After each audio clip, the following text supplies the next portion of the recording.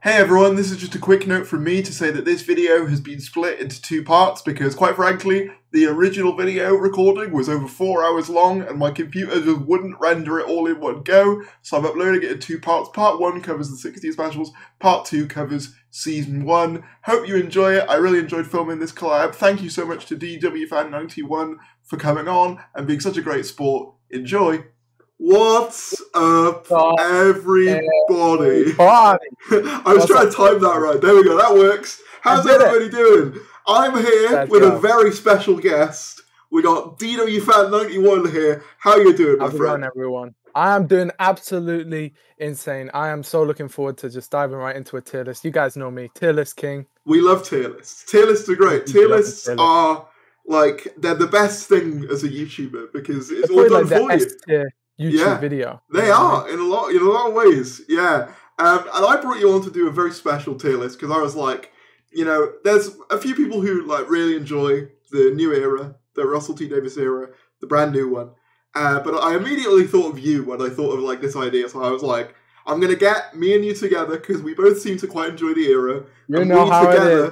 Are gonna rank these. And I think there's going to be some disagreement, but also some agreement. And maybe, you know, probably. I might like some more than you, you might like some more than me. And we're going to figure it out. We're going to figure it out together. And then this list will become redundant 2 months later with the new Christmas special. But that's fine. Right now, we have, how many episodes is it? I probably should have counted that before we start. 4 plus 8, so that's 12? Yeah, it's 12. 12. Yeah, there we go. Quick maths, look at that. Soon we will have one full Russell T Davies series. Yeah. Man, I missed the days where it was 13 episodes. No. Anyway, but with that said, I am a Russell T Davies 2 lover. Just putting that out there. I do like this new era quite a lot. I have my issues, but I'm pro. You know, I'm on board. I'm on board. And with that, let's start with the first episode, which I think is quite a good starting place for this list. The Star Beast. Now, the reason I say this is a good starting place is that I feel it's quite a good middle-of-the-road sort of benchmark episode for a tier list, right? Because I wouldn't say it's like S tier, you know, but it ain't like down low either, particularly, at least for me. My mind immediately jumps to like B, C tier. I don't know what your thought process is, but that's where my head's at. Because like, I look at it and I'm sort of thinking, fun introductory episode, some really nice character moments. The Meep's really good, and I really love the performance of the Meep as well, fantastic stuff. The creature design's really nice, and it like reintroduces Russell's world of Doctor Who quite well, but also it's not like spectacular, you know what I mean? Yeah, I understand what you're saying. I think I would agree with the B, C tier. I think I lean more to C. Okay. I really did not like this episode when I first watched it. Okay, interesting. You guys can go and check back on my channel. I gave this one a really low rating because I was going in with like super mega high expectations. Yeah. So this is a type of episode where I can kind of understand why some people don't like it, because I've seen in the comments and both on other people's videos a lot of hate towards this episode. But as I've rewatched it and I've gotten over, I think we will both agree that the big problem this episode has is the kind of rushed ending with like the undo button that like all the streets are on fire and then they all are on fire, right? That and when you're watching it on the night, of course, the last thing you see is the last thing that's in your mind. But when I rewatched it again just the next day, and then I watched it again and again over the course of the week, with every rewatch, I enjoyed it more. And I think there were parts of it where I wasn't expecting the Once Upon a Time Lord scene at the start. I remember I thought that was an ad. I thought that was an ad, right? Like, I didn't think it was the actual part of the episode. See, I'm one of these people who kind of gives that one a bit more slack. And the reason I say that is because when I saw this episode, I've said this story before, but it's the first Doctor Who my mum had watched in quite some time. And, like, you know, she doesn't really have, like, you know, a big knowledge of Doctor Who. And we went to one of the earlier like screenings for it that were hosted by BAFTA Cymru, which is really cool. But obviously, you know that feeling when you've got someone who, you know, in your family who hasn't seen Doctor Who, and you're sort of dreading having to spend about 10 minutes explaining what everything is. Because of that, Like, I didn't have, you know what I mean? It wasn't like an awkward viewing experience for her. Yeah. She watched it and she got it immediately. The reason why that doesn't bother me is because that scene isn't even on iPlayer, right? Like, that was just a one and done thing. I think it might be on Disney Plus, but I can't check. And also, I get why they needed a recap, right? It's been 15 years, right? Yeah, it's been 15 years, sure, you can kind of complain about the execution of it. Yeah, I saw someone say that the reason it's in space is because it was meant to be in the TARDIS, but they didn't want to reveal the TARDIS, which makes perfect sense to me. It's something like that. I think they also said like it was done like it was sort of a last minute It's addition. not in the script. It's not in the script.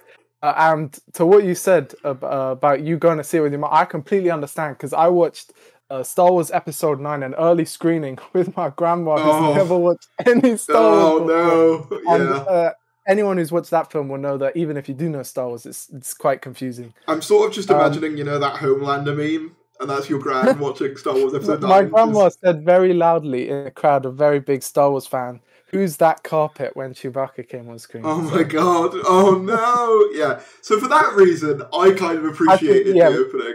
I think so. I think C is a good place. C/B. Which one do you want to put it in? Well, here's the thing. I think the weakest aspect of the Star Beast is the ending, right? I think the way it resolves itself is quite convenient. And I think, because we should mention, like, one of the main narrative, like, sort of through lines of this episode is obviously Rose Noble and kind of her experience as a trans person and stuff. And I think for most of it, that stuff's handled really well. Like, the family dynamic, Sylvia sort of struggling with it, but, trying her best. I think all that feels very genuine and very good. Where I think it stumbles is when they try and integrate it into the sci-fi stuff, which is where I think it gets a little bit clunky towards the end. I think the only line where I'm like, okay, maybe, is the male presenting time. But I think outside of that, I do think it's pretty good. The problem is, right, those lines, all they end up doing is giving, like, ammunition to all the wrong people. Because I still see that line getting brought up as, like, oh, this is what the whole show is now. And it's like, it was one line. And it was meant to be a joke as well. Yeah. Like, you can really excuse those things, I think, because it's meant to just be like a kind of cheeky, like the binary non-binary thing. Like, that's not meant to be like a legit plot point. No. That's like a joke, right? And I mean, I'm fine with it. I'm fine with most of it, but I understand, the criticisms of it, and I'm not gonna like go full defense mode and say no, it's perfect and you're wrong. Yeah, exactly. I think it's obviously fraud. I thought it was done well. I think for how much fun I had with it, and kind of how much it kind of reignited my hype, for me it would be a B. But I think we can move it if there's other episodes that we feel are better. Let's put it in a B for now. Let's put it in a B for now. Yeah, I'm with you on that. B for now. Now it can go down if the other ones are great. I don't even think we need to debate where the next one's going, do we? I don't think we do. Just put it in S. Just want to put in S. Just, I feel like, do I even need to? It's wildly honor. I have spoken at length about how much I adore this episode. Still, probably, to be honest, my favourite RTD2, or at least up there. It's up there. And one of my favourites of the revival. I really like this story a whole lot. It's one of those that's like, I think it plays to like Russell's strengths, where it's just one of those ideas that only a great writer can come up with. It's like, what if we just have our main characters again, but they're slowly being imitated, and, if they get too imitated, they're going to get left on a ship alone. Like, it's so simple, so effective. I love, like, a lot of the world building. Like, I love that you never really know who the species are, but you sort of learn a lot about them just through, like, the general... Things. Yeah, they're not things, but also, like, the ship. The horse species, like the horse skeleton. Yeah, exactly, like the horse species. I don't know if you've ever seen that clip on Unleashed, where they're talking about how, like, the scratchings of the language is meant to be, like, horse hoofs, and that's, like, how they, like, communicate and stuff. I think stuff like that... I have watched that episode, I've totally forgotten, but that's so cool. Really, like, it's just a really nice attentions to detail. The not things as villains, I think, are just... They're one of those things, like I said, it's so simple, but so effectively done. I love, and this is why, I think this episode for me is why the 14th Doctor, in my opinion, is a great incarnation, is I think the character work done in this episode is beautiful. That scene where he finally opens up about everything that's happened since he last met Donna, only for it to be a copy, insanely well done. And I love how he recontextualizes the flux. The flux, yeah. As kind of being this thing that he's trying desperately to run away from, you know, because he's just seen so much destruction. Of course, the ending scene as well, you know, where it says what happened a lot. You know, that's all you need to say. That's all you can tell just in the delivery. I think Wild Blue Yonder is probably, I know everyone throws around the writing buzzword, good writing, bad writing. I think writing wise, for me, this episode is like practically perfect. I think it is so rich, right? Like, I'll give some criticism. The elephant in the room is that there is some noticeably ugly parts to this episode. I would say. I will always say that this is a very well directed episode. I really do. I think it's very well directed, and the director, I forget his name, but usually I remember. Is it Ben Chessel? I think. I thought it was Tom something. Oh, it might be Tom Kingsley. Might be. That makes sense. That I might be about right. I'll double check in the edit. It's fine. We'll figure it out later. But he's incredibly good, and a lot of the shots that aren't in the hallway look amazing. Very atmospheric. And I think we both agreed that the clear solution they should have done was to make it just a little bit darker. I understand why they did it.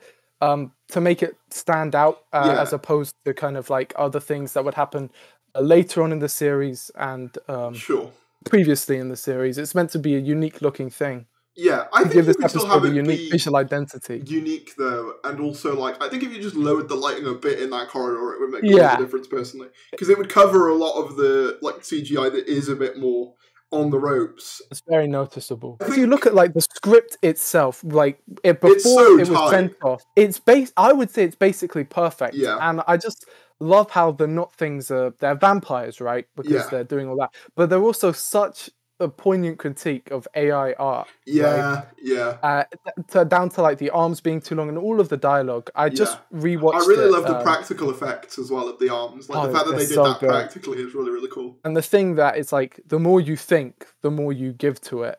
I really do think it's so good and it's so compelling. And of course, the ending, just brilliant. Yeah, that whole thing, and like, there's so many moments in it that I just like adore. Like the idea of the Doctor getting the wrong Donna, and the moment where she thinks she's been left, and you just get this like the piano reprisal of her theme. I'm like, this is television, man. This is like that is such a series 4 moment. You know what I mean? Like we know Donna's not going to die there, but there's also that kind of like hint, oh maybe she could die there, and that kind of being on the edge of your seat for so long. Is what I think characterized a lot of the Rusty Davies 1 era series 4. Definitely. In that even in episodes where companions are definitely not going to die because it's like midway through the series, you're still like wondering what's going to happen next. I think Wild Beyond does that so well. It does. And also the beginning scene, like the whole building atmosphere where they're on the ship and then they put the sonic screwdriver in and they're all jovial and they're all like, we can do anything. And then the TARDIS goes away and then instantly edge and conflict, which even as someone, you guys know me, I'm a Chibnall apologist, I'm a Chibnall defender, I really do like his era of the show, but that scene where the Doctor and Donna are arguing is just so unlike anything we'd seen, even since probably like series 8. Like, the companions weren't arguing to that level, and then you also see like the really deep bond between them. I completely agree with all of that, and I think there's just so much that this episode does, just like for the characters. I think if this one for me, like I think the Star Beast, when I watched it, you know, I had fun with it for what it was. This was the one where I was like, oh, Russell is back, you know? I was like, oh, welcome back, Mr. Davies. Like this is exactly the sort of story I wanted out of a second Davis run, you know, just taking some of those like ideas that he had, and even things like one of the themes I love, one of the ideas I love in this story is the scene where there's the glass between the two of them, and he's like trying to figure everything out, but if he thinks, they figure it out as well. So it's like the one thing the Doctor does constantly, which is think, it becomes his greatest weakness. Like that's just perfect. Like that, and also there is a great comedic line where there's like, okay, we'll stop thinking, no more thinking, no thanks. And then Donna's like, so how long do we do this? He's like, well, there's a flaw in the plan. It's so good, and like both Tennant and Tate give like really great their best performance. I think Tennant, I mean, if it, you know, this might be a hot take, I don't even know, but like, I think he deserves an award for Wobbly Yonder specifically, because the way, I think, the way he portrays not Doctor, it's like, I don't know how he manages to so perfectly do Uncanny as the same guy, but he does it. Like, when he initially comes in, you just can immediately tell something's off, but you can't quite place what it is. And it's just his delivery it's the eyes. Of not things is so good. Yeah. And the way he like kind of falls down on the wall. Yeah. You only notice that on the second time round. Like, the nuances of the performances are like absolutely great. I love and this also, one. Just on the writing, just before we move on, because I know we're going to go to the giggle, but the way all of the scenes where the Doctor talks, the Doctor and Donna each talk to the opposite of each other, the way that they mirror each other. So when Donna talks about how she thought she was born in Chiswick, but she was actually born in Southampton, and she's talking about how she was born and how she wasn't born where she actually thought she was born. Yeah. And that ties to what the Doctor is also simultaneously talking about. And at the same time, when the Doctor is talking to Donna about the TARDIS being like a blip in the sea, Donna is talking about her home and the people waiting for her. And it's just like, there's so much thought put into every single scene and interaction and conversation. It's amazing. Okay. That speech he gives as well, just to pick up on what you were saying about the TARDIS on its outcrop by the sea.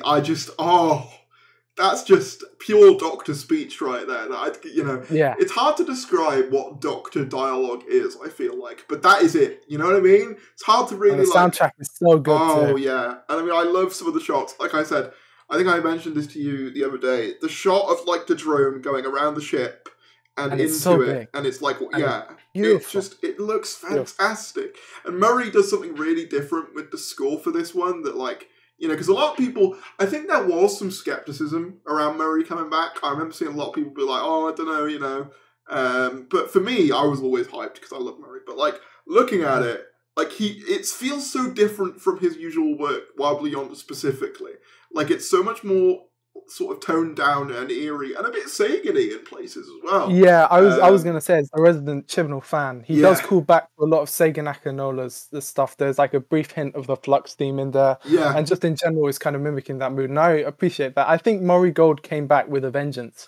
Certainly, we're probably going to be mentioning him a lot on this tier list. Definitely. I think he deserves a lot of credit for the way he's like evolved his style, but also like, you know, he didn't rely too much. That's another thing about Murray with the 60s specifically. It would have been so easy to just have it be like a tribute act, you know, quite easily. But he doesn't. He's actually very sparing with the tracks he reuses. And I think it just gives the 60th overall its own identity without just being like, in terms of musically, without just being Series 4 Part 2 in that way. Yeah, so I love Wobbly Yonder. Could talk about it to death. But we should move on, because there's a lot of episodes to get to. So the giggle. Yes, exactly. Let's do the giggle. Now, I am something of a giggler, to be honest. Yeah, I'm a giggler too. I am a giggler. I am a giggle fan. Personally, for me, this is an interesting one, because I think one of the things about it, obviously, I know you said, I think you said you avoided spoilers for this one, right? I did. Well, it wasn't even intentional. I just didn't see them. Yeah. Well, I unfortunately did. So, like, the big twist at the end, foreshadowing, by generation, I sort of knew that was coming. So I think for the first watch, you're kind of sat there waiting for that to happen, you know? And I think for a lot of people, that's all they were kind of thinking about on first watch. But before we get to that, because I acknowledge it's the most controversial aspect of this story, I think the first 40 minutes of this one are really, really strong. And I don't think I would credit. say they're actually, I think they're the best of the 60th specials, I think. They're the most anniversary feeling, if that makes sense. I don't get me wrong, I feel like I'm enjoying the celebration, but like, there's something so epic about those opening 40 minutes of the giggle. The idea of Stooky Bill using like that as a real life thing, and being that's like, immediately Russell saw that and went, that's a Doctor Who monster if ever I've seen. And the titular giggle, is so haunting. And I think it's iconic already. I think it's the most iconic thing of Rusty Davies 2 so far. Probably, yeah. Yeah, definitely. Like, I love the, obviously, spoilers a little bit, but going into like Devil's Cord, the fact that that's like the calling card of like the Toy Makers Legions, love that. As like a nice little bit of world building, you know? It adds that extra layer speaking of the Toymaker, fantastic. Absolutely flawless. I love him. I love Neil Patrick Harris in this role. I want him to come back.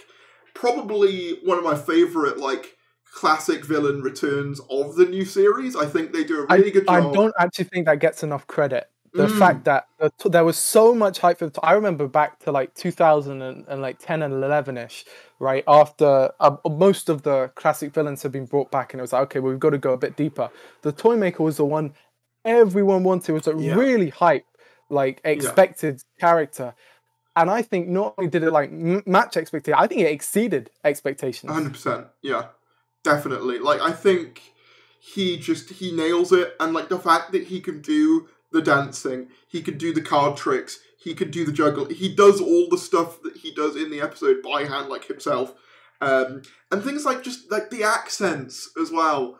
Like, I love the idea that he doesn't just play with toys, but he plays with everything. So like language, he plays with that in a way that I think is really fun, you know, going from his like... theme is brilliant as well. Oh, yes, yeah. But going from like German to British to then he does a bit of the sort of American thing as well. He does French as well with the top hat one, and I think he does a bit of American as well towards the end. Like, it's just... I really don't think that performance gets the credit it deserves. I think it's a really good villain performance. And I think it's probably the most popular thing about the 60th. If you like step out of the fandom and you like look at the clips, there's a clip, the Spice Up Your Life clip has like, I think it has like 1 million views. Yeah. And a lot of the comments are from people who either haven't watched Doctor Who before or getting back into it, and it's all positive. Definitely. And it was a very, very beloved part of the 60th. And maybe this is a controversial opinion, but I'm glad that they're kind of leaning into that. And they're going to in the future with villains who are kind of Toymaker-esque, or what's it called? The Pantheon. The Pantheon of Gods, yeah. I know a lot of Doctor Who fans don't really care about that, but most people do. Like, most people find that interesting, and so do I. For me, I've always been an advocate of more godlike entities in Doctor Who. Something I think the new series particularly can sometimes suffer from is this kind of feeling that, like, the Doctor is, like, unstoppable. And, like, this ultimate, like, character, like, the most important thing ever. And, you know, that's something that you could stem back, arguably, to Russell's first era, where, you know, the Doctor does just feel like, you know, there's a reason why, you know, he's nicknamed, like, the Oncoming Storm and all the rest of it. Yeah. He's seen as, like, this huge, almost messianic figure in a lot of the new series. So I think for Russell to come back and basically have these gods knock the Doctor down a peg and actually have him struggle, I think is a really good idea. I do think one of the main issues with them, and this is like one of my slight issues with the giggle, is I think they're often defeated a bit too easily. But if I'm being honest, I don't think that's new for Russell. But I do... I think it's new for Doctor Who. Yeah, but I do just wish, like, for example, with the catch game, like, it's fun and it's a great scene. We haven't even talked about that, actually. This is where Gatwa makes his debut. But I was going to say, like, that's a fun scene. But I think, given how smart and kind of powerful the Toymaker is, I don't know, maybe they could have just done a little bit more with it, but... I don't think it's very thematically resonant. Look at me with my smart words. But it just kind of it comes out of nowhere, and it doesn't really fit in. Someone in my comment section pointed out this brilliant idea, which is they could have brought back the splitting of the deck thing, because that fits with bi-generation. The catch game, does it really need 2 against 1? The 2 Doctors don't even really seem to help each other in the catch game. If anything, Gatwa seems to, like, you know, make 14 more nervous because he's so, like, athletic. Like, and I think that it would have been cooler if it was somehow a game which they now have an advantage in because it's 2 against 1. Sure, yeah. Like, imagine rock, paper, scissors with 2 people. That would be kind of scuffed. The problem is I understand why, because he's trying to make it accessible to all audiences. And if you've ever watched James Bond Casino Royale, if you watch that film and you don't know how to play poker, then the final act is just like, you just don't get it, because it's a game where you've got to get the rules. And of course, Doctor Who, and especially the 60th anniversary special, a lot of kids are going to be watching. It's got to be a simple enough game that everyone can get it. And this is one of those stories that I think, because there's a lot of fandom discourse around it and stuff, but if I was trying to get a kid into Doctor Who, I think this is one of the great episodes to get Oh yeah, into it. definitely. Like the Toymaker's Domain is like a really, really cool visual spectacle. You get a bit of the history of Doctor Who. Like, for example, I love that puppet scene so much. Like, just having, like, the physical kind of manifestations of everything that's gone on in the Doctor's life up to that point, and just having the Toymaker literally, you know, puppeteer them in front of him, puppeteer his mistakes in front of him. Like, and it's a good way for Donna to find out as well. Yeah. For Donna to be caught up, to, like, understand what's going on. And the audience as well. Like, great, compelling drama. And, like, just having, like... Donna is a stand-in for the audience who hasn't been following since she left, right? Yeah. And, like, the little puppet planets and, like, for the flux. It's just... Yeah, that was brilliant. It's so good. Of course, the little, like, flashes of flashbacks to the first Doctor and the original Celestial Toymakers. Yeah. So much history in just a second. Really efficient editing. But it doesn't feel like it's forced in either. It feels perfectly organic to this story. I feel like a lot of the history in it the feels perfectly organic. Performances are great. I love the introduction of Unit, which people probably wouldn't think I would, given that before this episode, I didn't care for modern series Unit whatsoever. Yeah. No, I get that, actually. Like, I think Kate, for me, has always been a character I'm a little bit, like, ambivalent towards, is probably the word I'd use. Unit is so, like, cold and uncharismatic in the modern series. It's just kind of like a military organization. And we obviously connect more with the Doctor, and the Doctor doesn't like military organizations.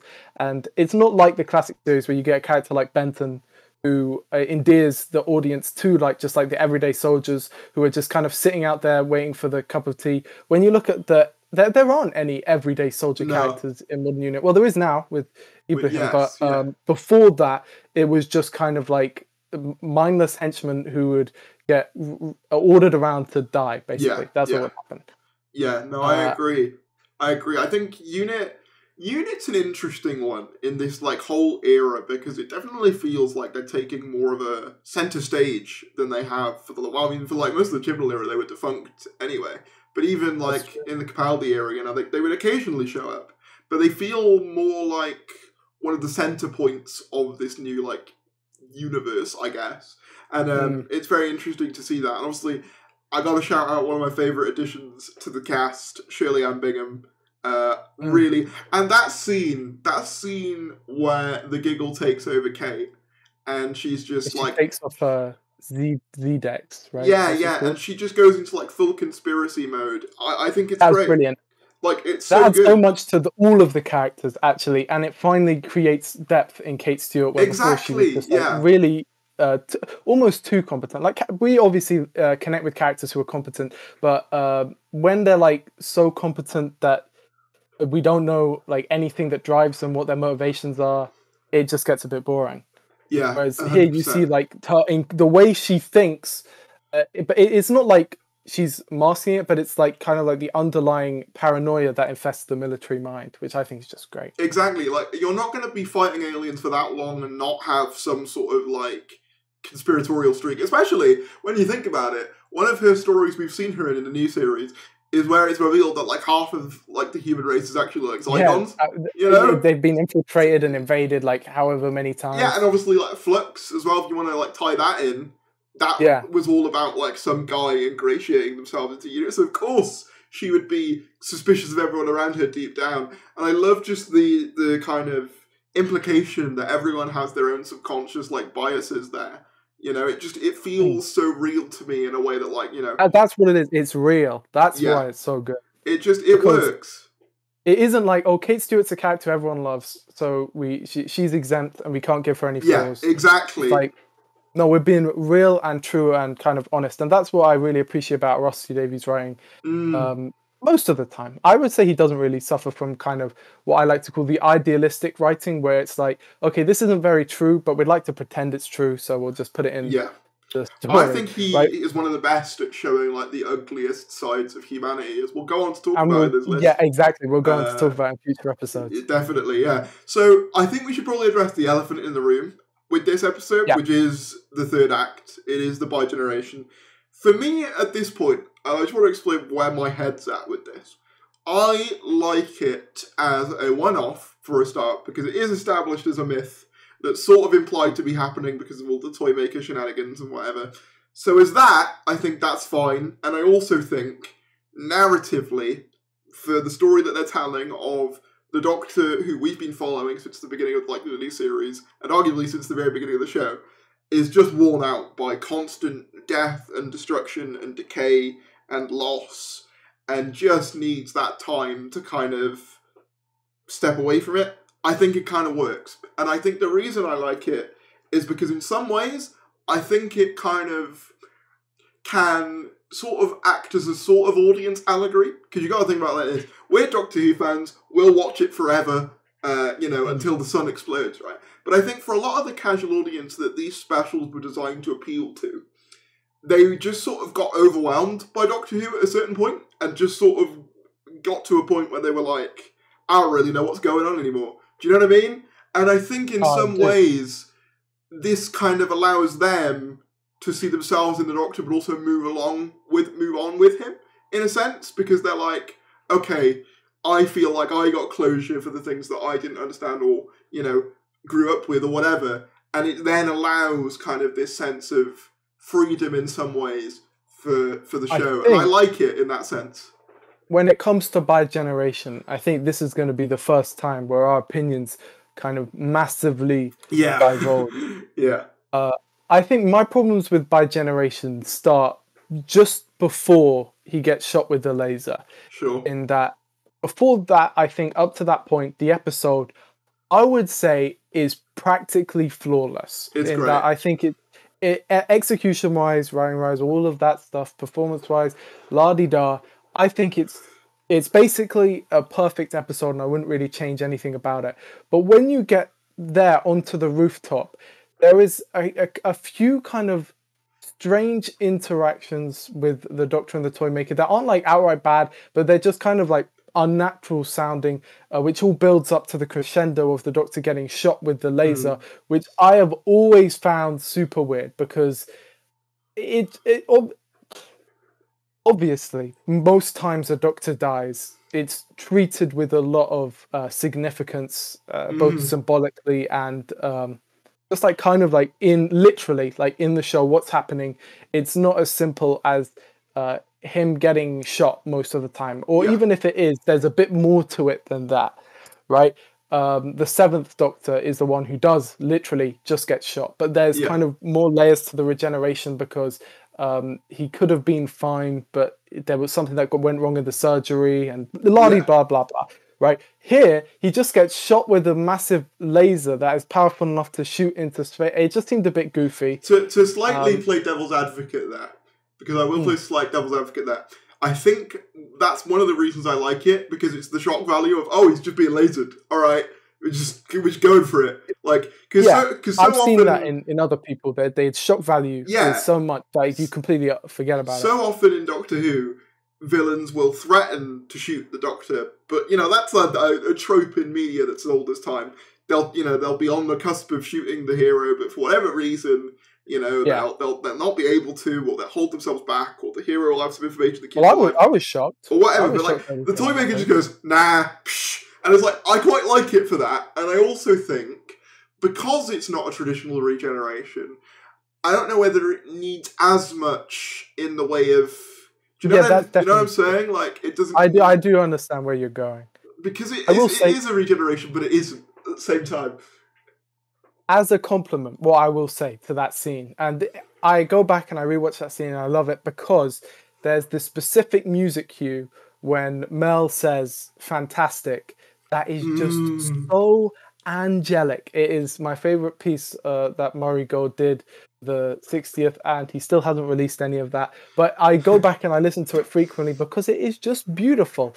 And I do think the regeneration effects have been getting better and better, to the point where I was kind of stunned by like the visuals of the change. I thought they looked really good. But I just can't knock the feeling, right? And this was something I thought of after the episode. I thought, why didn't they do this? This would just be a lot more interesting, and it would have the exact same effect and be a little bit more exciting. What if, instead of getting shot by a laser, the TARDIS just appeared behind the Toymaker, similarly to how it does in Empire of Death, where it like skids in. Yeah. And then the 15th Doctor just shows up. And you don't even need to be like, oh, how did he regenerate? Was it a myth? You don't need any explanation. You just say, he showed up from the future to stop this. And you can still have, oh, well, I'm you after you get better and you stay here grounded. And you don't need any of the magic stuff. It's still a hype moment. And you still get all of the benefits of, you know, having a multi-Doctor story with the future Doctor showing up, but without the kind of weirdness. Yeah, I see what you're saying. The clunkiness, where it's not like necessarily any of the ideas are bad, and the execution is also really fun and energetic, but at the same time, I don't know, it's just a bit weird, where if I'm like explaining it to someone who doesn't watch Doctor Who, I feel like it would be a lot more like intuitive to say, oh, well, the Doctor from the future then shows up. It's like, whoa, that's crazy. It's like, well, no, the Doctor from the future is implied to have implanted himself at a previous point in his timeline. Yeah. Blah, blah, blah, blah, blah. Massive law brain moment where it just becomes needlessly confusing. And then they bonk the TARDIS to make two TARDISes, which makes it even more confusing. The TARDIS thing for me, that's a bigger issue for me than the bi-generation itself. I think I said this to you before, like, for me personally, it more... Because I think, personally, them splitting off and being separate, whatever, right? Because it's not that... Is it, you know, it's functionally quite similar to me to the Meta Crisis, which is how I see it. Yeah. The thing I dislike is the implication that now... Because I think there should be some form of sacrifice with that. Like, okay, like, narratively, like, okay... You get to keep your life 14. Maybe the 10th Doctor can only live for like a few years and then just fade away. I feel like there needs to be some form of a sacrifice. It's like, fine, 14, you can stay on Earth and live out a happy life, but you're doing it on Earth. That's the sacrifice. And I think, because he's like, oh, saying goodbye to the TARDIS would hurt. But that would make such a lovely, like, final scene of, like, one of the final scenes of the 60th. That would be so memorable, seeing the Doctor, an older David Tennant Doctor, saying goodbye to the TARDIS in that way.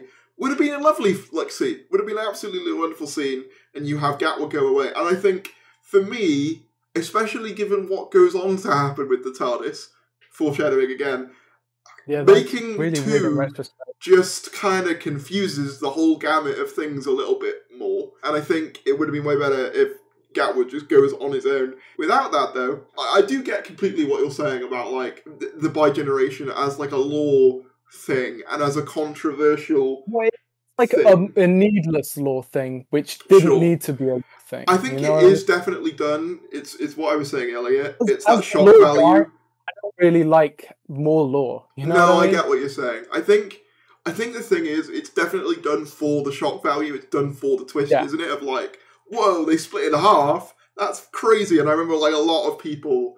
I remember seeing a TikTok being like, the Doctor's just undergone mitosis. And they get they got like huge amount of likes, and I get it, but I also get why people are like, not for me. I like it a certain way, and I think that's fine as well. I don't want it to happen again, but in this isolated instance, I'm willing to let it slide a bit. But I wouldn't. I think my big problem with bi-generation isn't actually the scene itself or the toy maker game of catch or even the TARDIS splitting. It's actually what you touched on before, which is that the 14th Doctor is a stand-in for the audience. And the thing is, what I find really kind of just uncomfortable about it is that it seems like the 60th was bringing back a whole load of people, and it brings them along for this journey, and then it just kind of sets them down. It says, and the story's finished, you can go home now, right? Your Doctor, who you connect with, is done. Therefore, the story is done. Therefore, you're done. I think having any end, in quotation marks, in Doctor Who is dangerous. You know what I mean? Sure. Because, A, no ending could live up to the whole journey. And B, I don't really like the idea of the Doctor just being, too old. He can't hack it anymore, so he's got to settle down. I just think that's a little bit depressing. Maybe that's just where I'm at in the world right now. But I don't like the 14th Doctor being an audience stand-in. I don't like the fact that it's like, okay, well, now you've had your full journey and you can let it go now. And I also think that this is kind of a theme with both this and Empire of Death, in that it kind of inspires apathy within the audience. I remember when the giggle came out, I was like, do I even care about what happens next? I mean, the doctor's stuck behind, and his story's done. And yeah, you brought up the Metacrisis Doctor, something which I was talking with you about this before. Yeah. In the Journey's End Confidential, Russell T Davies and Julie Gardner and all of them were exceedingly aware, including Billie Piper, were exceedingly aware of how the Metacrisis Doctor, who came out of the other Doctor, is not the real Doctor. They are like a budget version of the real Doctor. And Billie Piper was like, I don't want to be with the fake Doctor, because the Metacrisis is the fake Doctor, right? It's not the real Doctor. We follow the real Doctor. And there's a weird kind of confusing of diluting the main character into two people, in that when one of them sticks behind, it can feel like, what? But I want to keep following that guy. Do we have to follow this guy? Yeah. Some of the audience is naturally going to feel like, oh, that new Doctor isn't the real Doctor. Here's the real a question for you on behind. this. Do you think that contributed to the reception of season 1 early on? That like a lot of the people who came in for the 60th watched it and went, "That's my fill, I'm done." Do you know what I mean? In retrospect, when the giggle aired, I was like, oh, that's definitely going to happen. What I will give it credit for, right, is the Church and Ruby Road came out a few weeks afterwards. Yeah. It was like 2 weeks after. And that kind of, kept the momentum going. Sure. And I think when season 1 came out, it'd been enough time that people weren't really hanging on to that, or not going to watch something for that reason. And also, I think that there was just a lot of fumbles with series 1 or season 1 or series 14 or whatever it's called, in so many ways, that I don't actually think that was like an important enough factor that decided whether a considerable number of the audience would watch / not watch. Yeah. But I just, man, it's like, I remember watching that ending and just being depressed, not being like sad in the way it's meant to make you feel sad, and not being excited or happy in the way it's meant to feel excited. I was just like, this, like all of the metatextual stuff, all of the stuff this is saying, I just don't like and connect with it, which is a shame, because the rest of the episode is so good. It really is so good. It's one of those where I've kind of gone through all the stages of grief with it, where if you watch my initial reaction to it, I'm kind of confused, but now I've sort of come to a peaceful acceptance with it. I think the only way I wouldn't is if they somehow bring 14 back, because then I'd be like, I want him to merge back, and that's how they regenerate. But I don't want like a watch. Do you know what I mean? I don't want like, oh, he comes back for one to shoot you. Like, no, that's it. No, you know what I mean? Like, in terms of for Gatwa's era, let that be his. And I think they will. I've got to see him come back once, because I can't let that thing be hanging. Oh, really? It's always, when was it in like every episode where they're on Earth, or even when they're not, I'm always thinking, where's the 14th Doctor? But I know people always say, oh, but he's always traveling in the universe with all the other Doctors. But the way it's kind of clearly established is that there are these things called time tracks, right? And all of the Doctors are basically on different time tracks, which is basically a in-universe explanation for why different writers' continuities congruent with each other but not with others, right? And so that's the reason why it's like such a big deal when other Doctors meet each other. But 14 and 15 should be on the same time track, so reasonably they should just be bumping into each other like all the time. In Empire of Death, the 14th Doctor, he's got a TARDIS. He should have naturally been able to escape that. I mean, he sees a dust cloud coming, he just runs into the TARDIS and escapes, right? It shouldn't be that hard. And if, say, there's only like 6 people in the universe, why is he not there, right? In 73 Yards, why doesn't Ruby go and meet the Doctor? I think, though, why doesn't that happen? That point you raised on why isn't he there for Empire of Death specifically, because the universe is dead, that to me raises a, like, and this is a video I actually want to make in the future, and you probably will see at some point very soon, is I think New Who specifically, or at least the last few years of Doctor Who, have hit diminishing returns in terms of, like, finale stakes, where everything has to be the end of the universe or the end of everything all the time. And I think there's only so many times you can do that, and there's only so big you can make that before it starts to feel less consequential. You know what I mean? Like, There's only so many times you can see that. The series only had 8 episodes. Yeah, and that as well. But with all that said, the other thing I wanted to say before we rank this, Gatwa's performance in that opening scene, I think is fantastic. Oh, I think he immediately asserts himself in that scene. Myth, Mel, what do you think? Like, just all of that. Like, he's just instantly likable and charismatic. And I wanted to end it on a positive note. Because... Oh, yeah, definitely. With all I think we should put it in A. I think so as well. I'm glad you said A, because that's exactly what I was thinking. Because even though the bi-generation is a controversial thing, I think, you know, even with that, like, no, it doesn't ruin it. And also, I think it has some of the, like, most fun moments in Doctor Who, like, period for me, or at least, like, in, like, any series. I absolutely, I'll never get bored of watching this episode. It's one of those that's just like it's like a visual feast as well. Like seeing like, you know, Stooky Sue and like Donna whacking her on the, like it's so good. It's so good and it's so full of character and like I'm raising it to S. I'm not gonna lie. I genuinely am. I think if you want to do because of how you feel about bi-generation though, and I don't think Wild Blue Yonder has anything on that. It has kind of the ugly CGI, which does take me out of it. I don't know whether that's the same as like because you said like how you felt sort of, you know what I mean, like waited after it. Yeah, exactly, and I think that kind of has to. The thing is, if someone put like a gun to my head, say, like, be honest, where are you ranking the giggle? I would say kind of like low S. Damn. Okay, what do you think? We should keep it in A for now, and then if we go to the end, just to keep things neat.